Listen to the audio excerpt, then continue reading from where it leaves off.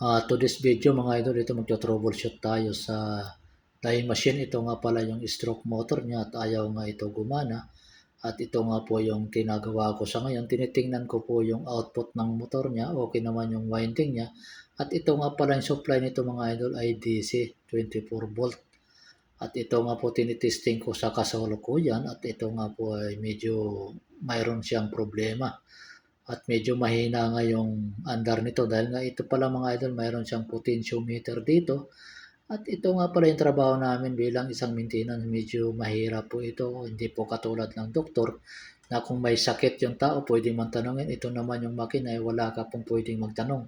Kunti sarili mo pong ideya ang kailangan dito mga idol. Dapat mahaba yung pasensya mo lalo na pag nagto-troubleshoot ka para makuha mo kung ano yung problema.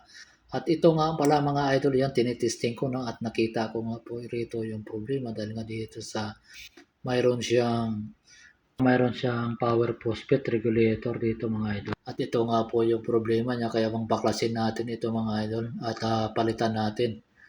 At ito nga yung ginagawa ko sa ngayon, medyo mahina nga yung ano niya dahil nga pala may potentiometer ito. Okay, maraming salamat mga idol.